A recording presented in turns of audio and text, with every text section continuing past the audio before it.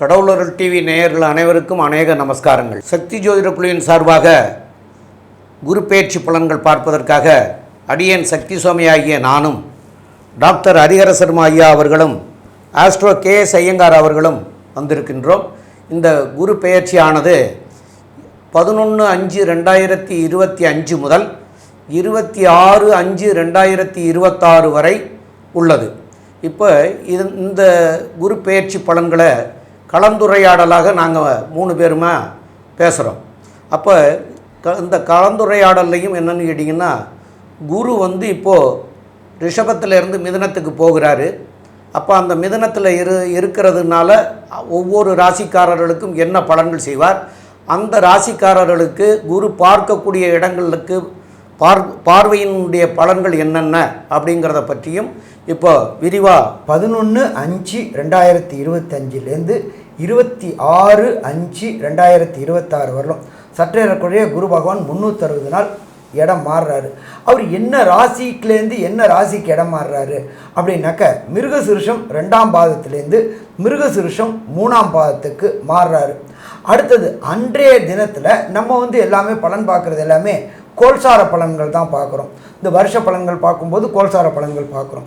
அந்த காலகட்டங்களில் சந்திரன் நிற்கிற இடம் அப்படின்றத பொறுத்தளவுக்கு சுவாதி நட்சத்திரம் துலா ராசியில் நிற்கிறாரு. இப்போ இந்த காலகட்டங்களில் குருவுடைய பலன்கள், குருவுடைய பார்வை பலன்கள் என்னென்ன அப்படின்றத பற்றி நம்மளோட KS ஐயங்கார் அவங்க சொல்லுவாங்க. ஐயா, அதாவது குரு அப்படின்னு சொல்லும்பொழுதே பார்த்தாலேயானால், குரு அப்படின்றவர் அதீத சுபர். ஜோதிட சாஸ்திரத்தில் குருவை மிகப்பெரிய சுபராக சொல்லியிருக்கோம். அவர் பார்த்த இடமும் நிற்கும் இடம் எதுவாக இருந்தாலும் ஒரு பெரிய சுபத்தன்மையை ஏற்படுத்தக்கூடியவர். எந்த ஒரு காலகட்டத்திலும் ஒன்று சுபத்துவத்தை கொடுப்பார், இல்லைன்னா அவர் எந்த பலன்களும் கொடுக்காம தான் இருப்பார். அதனால் மிச்ச கிரகங்கள் மாதிரி அசுப பலன்கள் கொடுக்கக்கூடிய வாய்ப்புகளே குருவுக்கு கிடையாது. இதை தவிர பார்த்தாலேயானால், எதுக்காக குரு அப்படின்னு நம்ம சொல்கிறோம், குரு பெயர்ச்சி ரொம்ப முக்கியம் அப்படின்னா, குருன்றவர் தன காரகன். காரகத்தில் மிகவும் பிரசித்தியாக சொல்லக்கூடியது பணம். எது எடுத்தாலும் பணம் இல்லாததுக்கு இந்த உலகம் இல்லைன்னு சொல்லக்கூடியதுனால, பொருள் இல்லாருக்கு இவ்வுலகம் இல்லை, அருள் இல்லாருக்கு அவ்வுலகம் இல்லைன்னு சொல்லக்கூடியது. ஆனால் பொருளை அதிகமாக சேர்க்கணும் அப்படின்னா குருவினுடைய ஆசீர்வாதம் இருக்கணும். பொருளை செலவு பண்ணுறதுக்கு வேணால் சுக்கிரனோட ஆசீர்வாதம் இருக்கலாம். குரு பணத்தை அதிகமாக கொடுக்கக்கூடியவர். அதனால் பார்த்தாலேயானால் பணத்திற்கு அவரே காரகத்துவம் பெறார். அதனால் தன காரகன்னு சொல்லக்கூடியவர் குரு. சரி, அதை தவிர பார்த்தீர்களேயானால் குருவுக்கு இன்னொரு பெரிய விஷயம் இருக்குது. உங்களுடைய குலம் விருத்தி ஆகணும் அப்படின்னா குரு பகவான் மட்டுமே துணை. ஏன்னா குரு தான் புத்திர காரகன்.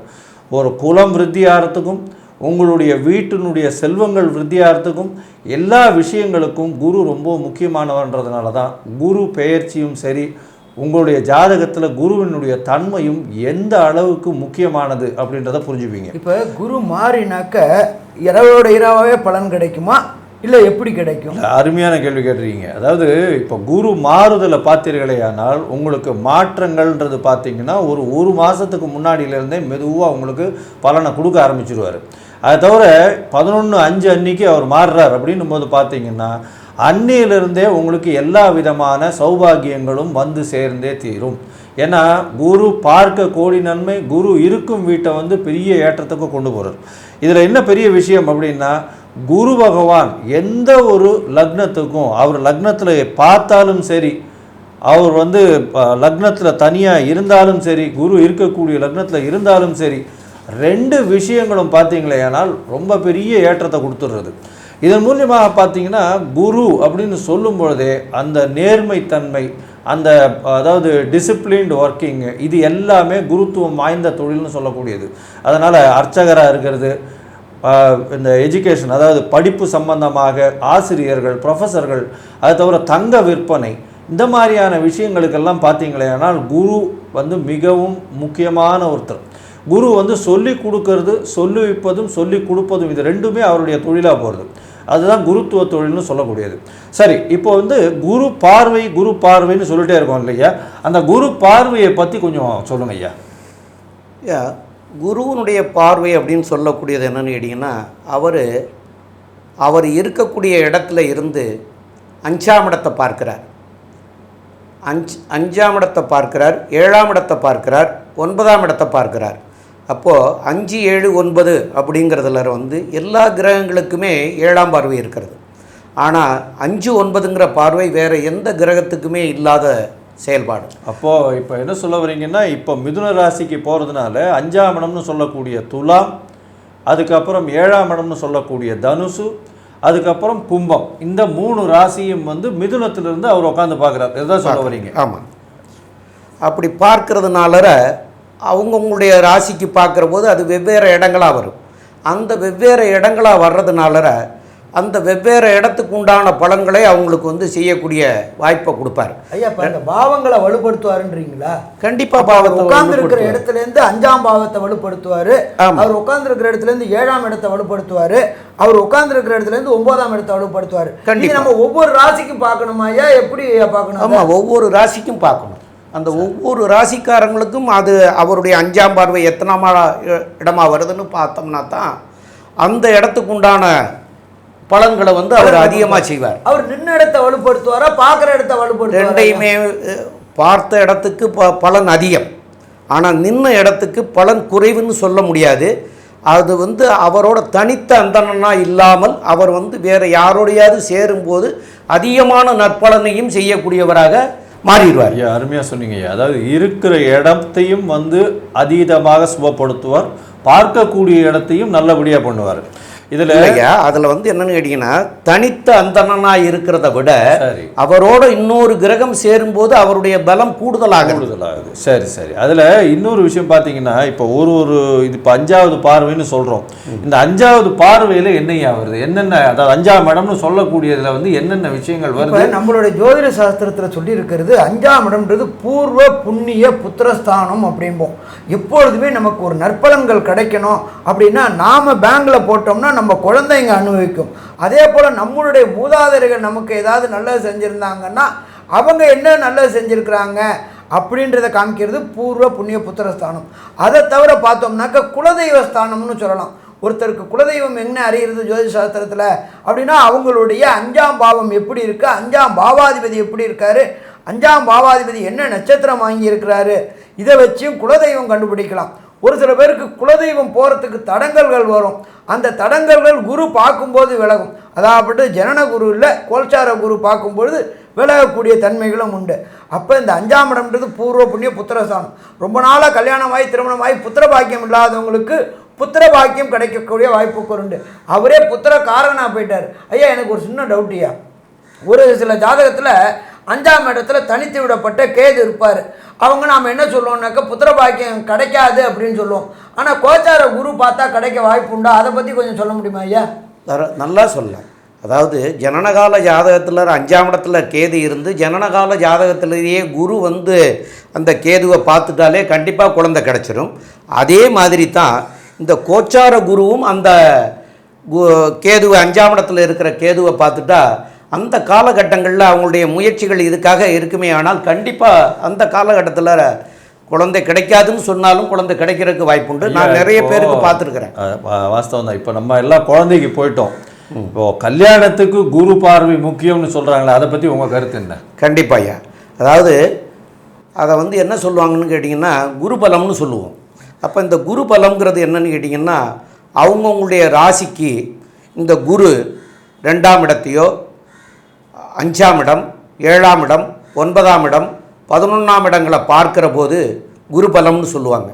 அந்த குரு பலம் இருக்கிற போது உங்களுக்கு வந்து அந்த உங்களுடைய ஜாதக பிரகாரம் 7ஆம் இடத்துக்கு பார்க்கிற கிரகங்களோ இல்லைன்னா 7ஆம் இடத்துல இருக்கக்கூடிய கிரகங்களுடைய புத்திகளோ திசைகளோ நடக்கிற காலத்தில் திருமணம் கூடக்கூடிய வாய்ப்புகள் மிக மிக அதிகம். ஐயா, இதில் சனி தொடர்பும் வரணும்னு சொல்கிறாங்களே? கண்டிப்பாக அதுவும் சனி தொடர்பும். ஏன்னா இப்போ வந்து அவங்களுக்கு இந்த 7ஆம் இடத்துல இருக்கக்கூடிய திசை நடந்துகிட்ருக்கலாம், இல்லைன்னா புத்தி நடந்துகிட்ருக்கலாம். அப்போது அதில் சனி திசையோ சனியினுடைய புத்தியோ சனியினுடைய அந்தரங்களோ வரலாம். இல்லைன்னா 7.5 நாட்டு சனியோ அர்த்தாஷ்டம சனியோ அஷ்டமத்து சனியோ நடைபெறலாம். அந்த மாதிரி இருக்கிற காலகட்டத்தில் கண்டிப்பாக திருமணம் நடக்கும். அதே போல் சுக்கிரனுடைய தொடர்பு வந்தாக்களும் திருமணம் நடைபெறத்துக்கு அந்த 7ஆம் அதிபதியில் தொடர்பு உண்டாலும் அது உண்டுன்றாங்களே, அது உண்மையா? கண்டிப்பாக 7ஆம் இடத்து அதிபதியோட சுக்கிரன் சம்மந்தப்படுற போதும் கண்டிப்பாக திருமணம் அமையறதுக்கு உண்டான வாய்ப்புகள் உண்டு. ஐயா அருமையாக சொன்னீங்க. அதாவது 5ஆம் பார்வை 7ஆம் பார்வையை பற்றி நல்ல விளக்கமாக சொன்னீங்க. இப்போ 9ஆம் பார்வையை பற்றி நான் கொஞ்சம் சொல்கிறேன். அதாவது 9ஆம் பார்வைன்னு எடுக்கும்பொழுது பார்த்தேன், ஆனால் அது வந்து பாக்கியஸ்தானம். அதாவது காலபுருஷ தத்துவத்தின் 9ஆம் வீட்டிற்கு அதிபதியே குரு பகவான் தான். ஏன்னா தனுசு வந்து குரு பகவானுடைய வீடு. இதனால் பார்த்தேனால் உங்களுக்கு தந்தையின் மூலியமாக வரக்கூடிய செல்வம், தந்தையின் மூலியமாக வரக்கூடிய எல்லா விதமான பேறுகளும் பார்த்தீங்களேனால் உங்களுக்கு 9ஆம் இடம் வலுப்பெற்று போயிருக்கணும். குருவினுடைய பார்வை இருந்துச்சுன்னா கேட்கவே வேண்டாம். இதை தவிர பார்த்தீங்கன்னா வெளிநாடு போய் படிக்கணும்னு நினைக்கக்கூடிய ஸ்டூடெண்ட்ஸு, வெளிநாடு அதாவது ஓடி போனவனுக்கு 9ல் குருன்னு வாக்கியமே இருக்குது. 9ஆம் இடத்த குரு பார்த்தாலோ இருந்தாலோ அவர்களுக்கு மிகப்பெரிய யோகத்தை கொடுக்கக்கூடிய காலகட்டமாக அமைய போகிறது. வெளிநாடு போய் படிக்கக்கூடிய யோகம், அதை தவிர தந்தையின் மூலியமாக சொத்துக்கள் வரக்கூடிய காலகட்டம். அதை தவிர பார்த்தீங்களேனால் 9ஆம் இடம் அப்படின்னு சொல்லக்கூடியது பாக்கியம்னு சொல்லுவாங்க. பாக்கியம்னா என்ன? ஒரு விஷயத்தை அந்தந்த வயசில் நீங்கள் அனுபவிக்கக்கூடிய ஒரு விஷயம் கிடைக்குதே, ஆனால் அதுதான் பெரிய பாக்கியம். அந்த பாக்கியம் கிடைக்கிறது அப்படின்னா உங்களுக்கு 9ஆம் இடம் வலுப்பெற்று போயிருக்கு அப்படின்னு அர்த்தம். சரி ஐயா, இப்போது இந்த விஷயங்கள் எல்லாமே சொல்லிட்டோம். குருவினுடைய பார்வையை சொல்லிட்டோம், குருவினுடைய வாழ்வுதல்களை சொல்லிட்டோம். குருவுக்குன்னு என்னென்ன எளிய பரிகாரங்கள் பண்ணலாம்? அதாவது குருவுக்கு மிகவும் எளிய பரிகாரம்ன்றது வந்து தியானம். அதை தவிர அவருடைய குருவினுடைய காயத்ரி மந்திரம். குருவினுடைய காயத்ரி மந்திரம்னு சொல்லக்கூடியது ஓம் ரிஷபத்வஜாய வித்மஹே கிருணிஹஸ்தாய தீமஹி தன்னோ குரு பிரச்சோதயாத் அப்படின்ற ஒரு எளிய மந்திரம். ஒரு நாளைக்கு 3 தடவை சொல்கிறதும், இந்த குரு பெயர்ச்சி அடுத்த குரு பெயர்ச்சி வரலும் டெய்லி சொல்கிறது. அதை தவிர வியாழக்கிழமை குரு ஹோரை காலை சூரிய உதயத்தின் முதல் மணி நேரம் அப்படின்னு சொல்லக்கூடியது குரு ஹோரை.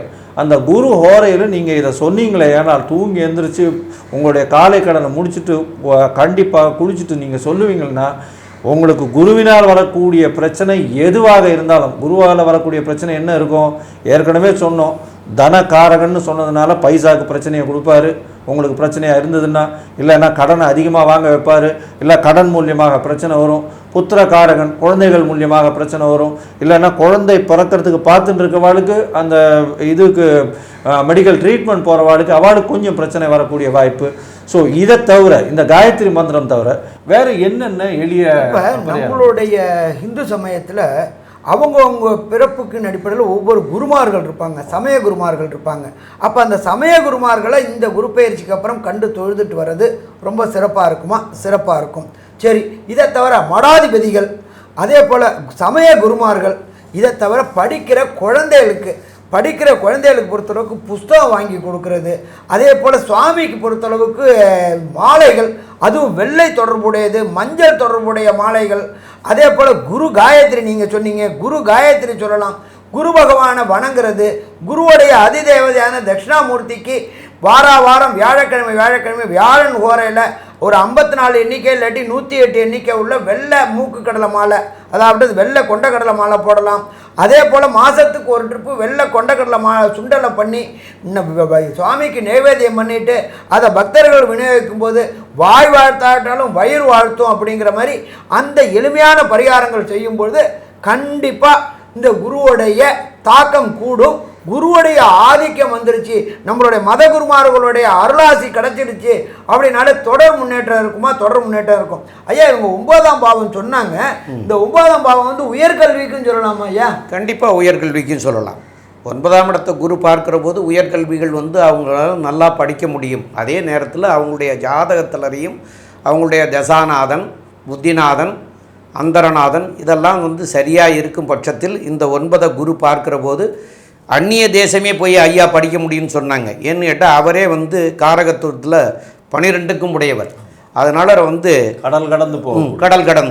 கடல் கடந்து போய் படிக்கிறதுக்கும் வாய்ப்புகளை கொடுக்கக்கூடிய வாய்ப்புகள் மிக அதிகம். ஐயா, இந்த உயர்கல்வின்னு வரும்போது நம்ம காம்படிட்டிவ் எக்ஸாம் சொல்கிறோம்ல, நீட்டு, ஐஐடி, ஜேஇஇ, அரசு தொடர்புடைய வேலை, டிஎன்பிஎஸ்சி, யூபிஎஸ்சி, இது எழுதுகிறவங்களுக்கும் குரு ஒரு அருள் கிடைக்கிறதுக்கு ஏதாவது? கண்டிப்பாக இருக்கு ஐயா, கண்டிப்பாக இருக்கிறது. ஏன்னு கேட்டால் 9ஆம் இடம்ங்கிறது பாக்கியம் அப்படின்னு சொன்னோம், பாக்கியஸ்தானம் அப்படின்னு. அப்போ பாக்கியம், அப்போ அந்த பாக்கியத்தை அடையக்கூடிய காலம். அப்போ 9ஆம் இடத்தையே குரு பார்த்தாலும் 9ஆம் இடத்திலே குரு இருந்தாலும் அந்த பாக்கியங்கள் வந்து நிச்சயம் அவங்களுக்கு கிடைக்கிறதுக்கு உண்டான வாய்ப்பு. அதாவது 9ஆம் இடம் அப்படின்னு சொல்லக்கூடியது வந்து தந்தை வழி முப்பாட்டனார் அவங்கெல்லாம் பூர்வ ஜென்மத்தினுடைய அது எல்லாத்தையுமே எடுக்கலாம்.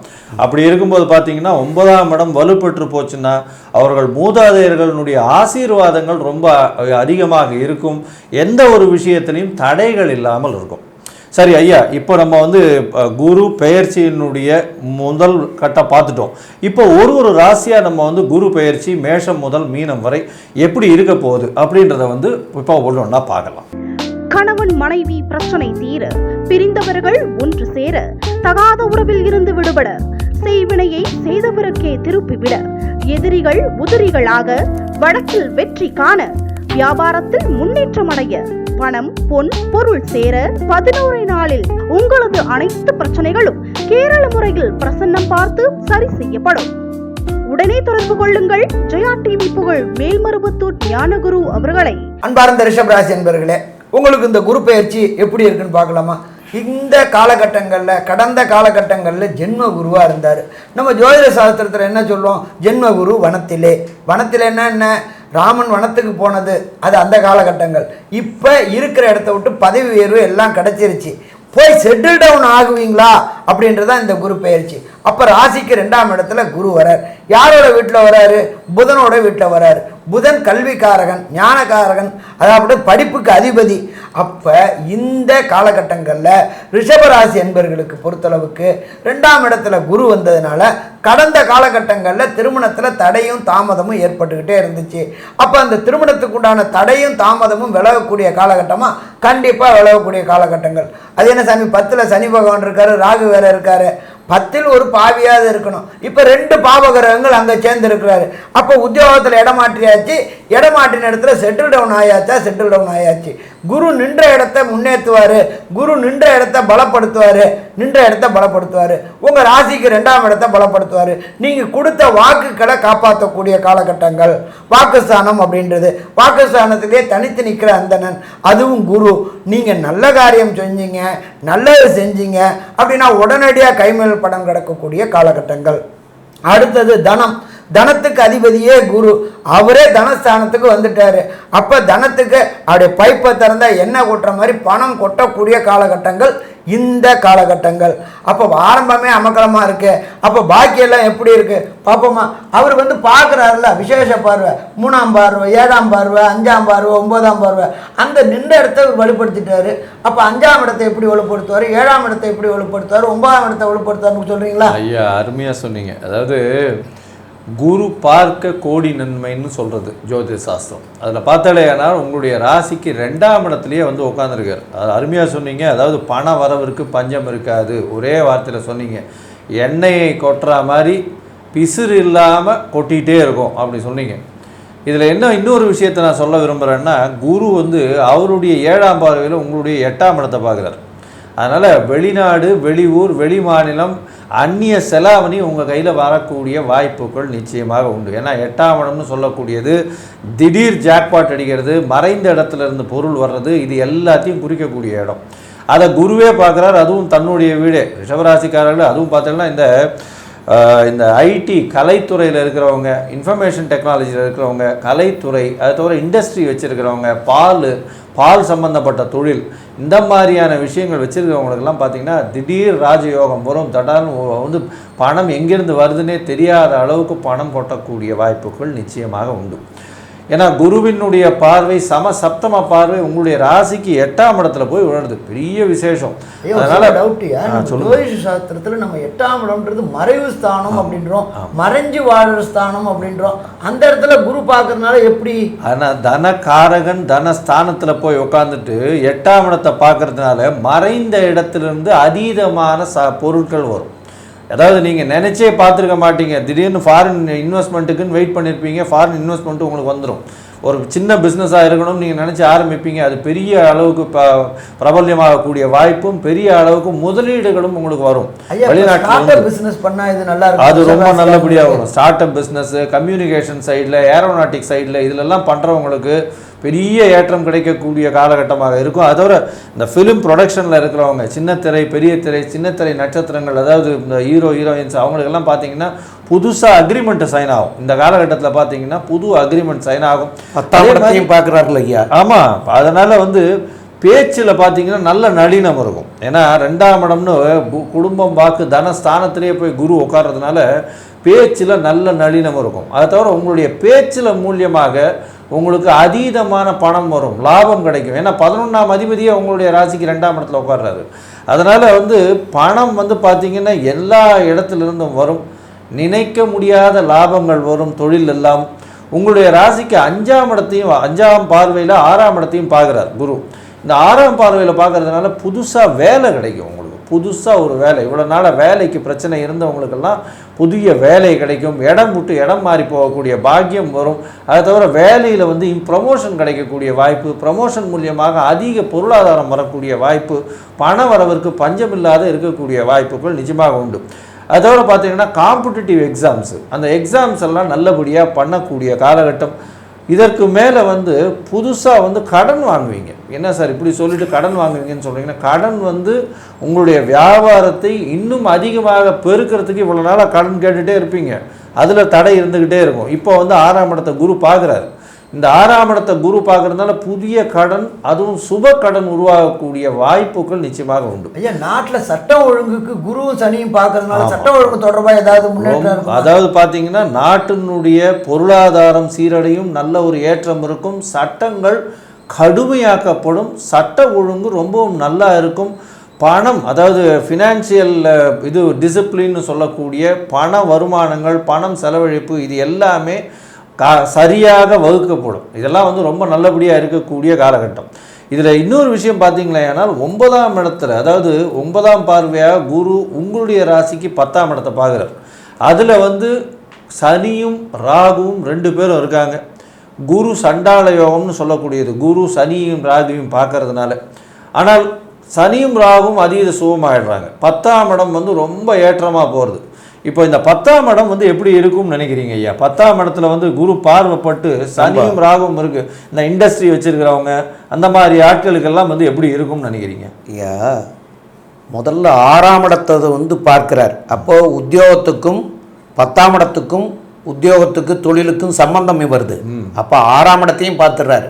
தொழில் செய்கிறவங்களா இருந்தால் கடன் வாங்கி தொழில் பண்ணலாம் அப்படின்னு, 10ஆம் இடமா இருந்தால் வேலை கிடச்சிரும், இது வரைக்கும் வேலை இல்லாமல் இருக்கிறவங்களுக்கு அப்படிங்கிற மாதிரியான பொசிஷனில் இருக்கிறது. அதுலேயும் வந்து இந்த சனியும் ராகுவுமே வந்து நம்ம வந்து சொல்கிறதெல்லாம் வாக்கிய பஞ்சாங்க பிரகாரம் சனியும் ராகுவும் 10ஆம் இடத்துல இருக்கிறதுல அபரிமிதமான இந்த தனஸ்தானம்னு சொல்லக்கூடிய இடத்துல இருந்து அவர் 10ஆம் இடத்தை பார்க்கிறார் 9ஆம் பார்வையில்.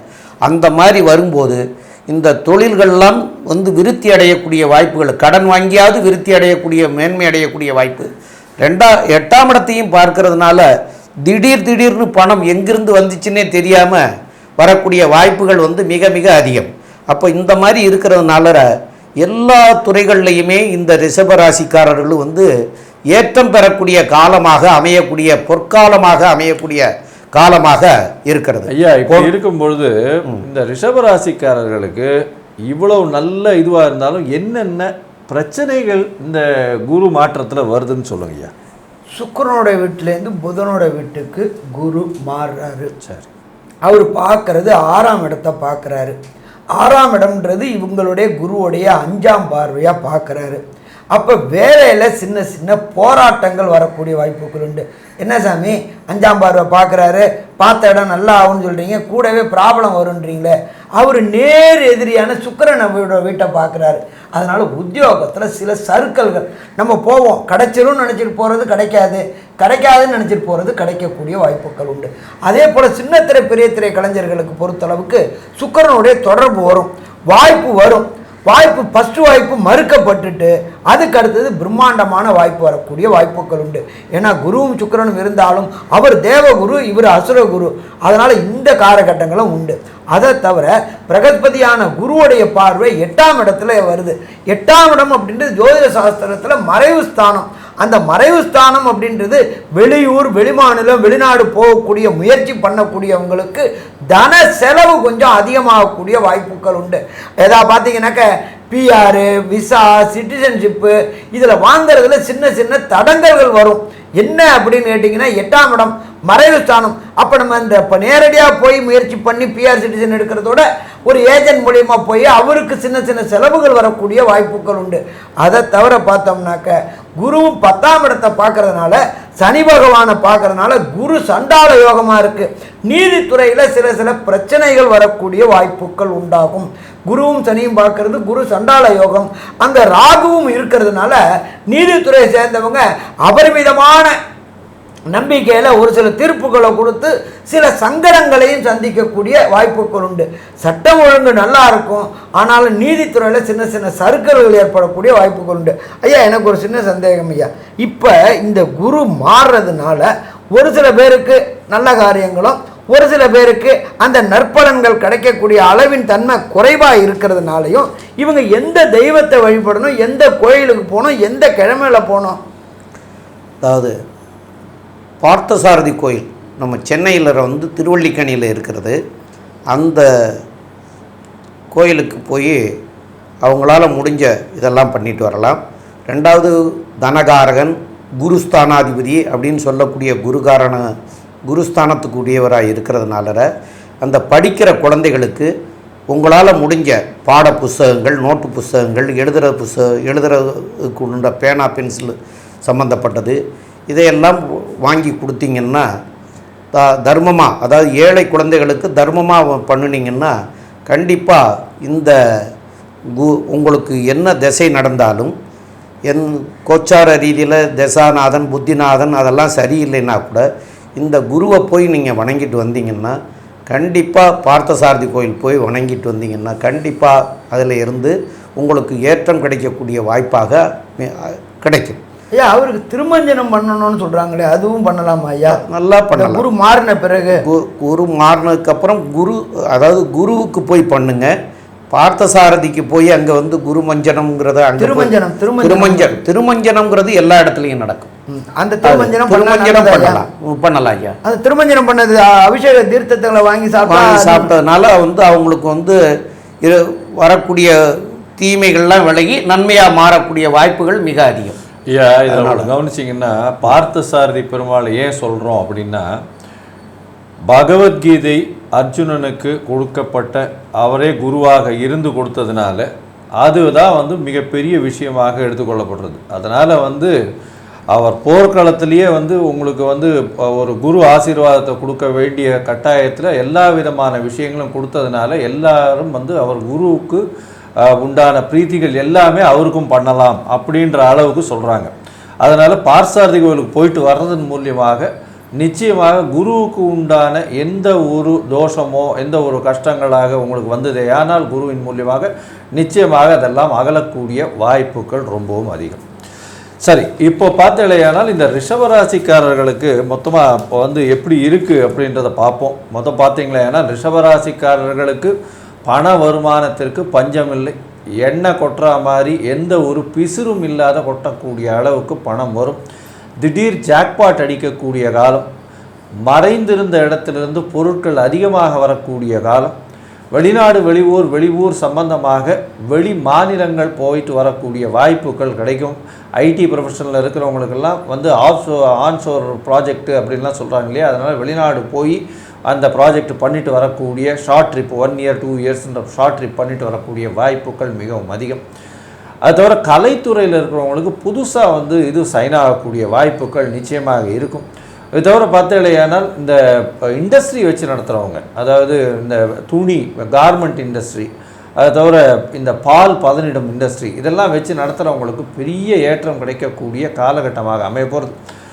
உங்களுக்கு பார்த்தீங்களேனால் புதுசாக கடன் வாங்கக்கூடிய யோகம் கிடைக்கும். என்ன சார் யோகம்னு சொல்கிறீங்க, கடன் வாங்குறதுன்னா வால்யூம் உங்களுடைய வியாபாரத்தை பெருக்கிறதுக்குன்னு நீங்கள் வந்து புதுசாக கடன் வாங்குறதன் மூலியமாக லாபங்கள் அதிகமாக வரக்கூடிய காலகட்டம். ஏன்னா 11ஆம் அதிபதியே உங்களுக்கு தனஸ்தானத்தில் உட்காந்துருக்காங்க. அதனால் நீங்கள் எந்த அளவு கடன் வாங்கினீங்களோ அந்த அளவுக்கு 10 மடங்கு உங்களுக்கு வந்து நிச்சயமாக பண வரவு, அதாவது லாபங்கள் வரக்கூடிய காலகட்டமாக அமைய போகிறது. அது தவிர பார்த்தீங்களேனால் உடல் நலத்தில் கொஞ்சம் பின்னடைவு இருக்கும். அதாவது சக்கரை நோய் இருக்கிறவங்க கொஞ்சம் ஜாகிரதையாக இருங்க.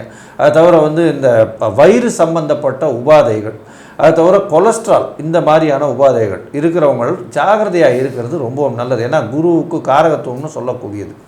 இது தவிர பார்த்தீங்களேனால் உங்களுடைய ராசிக்கு 10ஆம் இடத்துல பார்க்கறதுனால 10ஆம் இடம்னு சொல்லக்கூடியது தொழில் ஸ்தானம். புதிய தொழில், புதுசாக ஒரு தொழிலில் ஒரு மாற்றத்தை ஏற்படுத்துவீங்க. அதன் மூலியமாக பெரிய ஏற்றம் வரக்கூடிய வாய்ப்புகள் உண்டு. மொத்தத்தில் பார்த்தீங்களேனால் இந்த ரிஷபராசிக்காரர்களுக்கு பெரிய ஏற்றமான காலம். 90 விழுக்காடு உங்களுக்கு பெரிய மாறுதல்கள் கிடைக்கக்கூடிய காலகட்டமாக இந்த குரு பெயர்ச்சி அமைய போகிறதுன்னு சக்தி ஜோதிட குழு சொல்லுது. நன்றி, நமஸ்காரம். கடவுள் அருள் டிவியை பார்த்தமைக்கு நன்றிகள். மேலும் இது போன்ற தகவல்களை தெரிந்து கொள்ள கடவுள் அருள் டிவியை சப்ஸ்கிரைப் செய்யுங்கள். மறக்காமல் பெல் ஐக்கானை கிளிக் செய்யுங்கள். கணவன் மனைவி பிரச்சனை தீர, பிரிந்தவர்கள் ஒன்று சேர, தகாத உறவில் இருந்து விடுபட, செய்வினையை செய்தவருக்கே திருப்பிவிட, எதிரிகள் உதிரிகளாக, வழக்கில் வெற்றி காண, வியாபாரத்தில் முன்னேற்றம் அடைய, பணம் பொன் பொருள் சேர 11 நாளில் உங்களது அனைத்து பிரச்சனைகளும் கேரள முறையில் பிரசன்னம் பார்த்து சரி செய்யப்படும். உடனே தொடர்பு கொள்ளுங்கள். ஜெயா டிவி புகழ் மேல்மருவத்தூர் ஞானகுரு அவர்களை.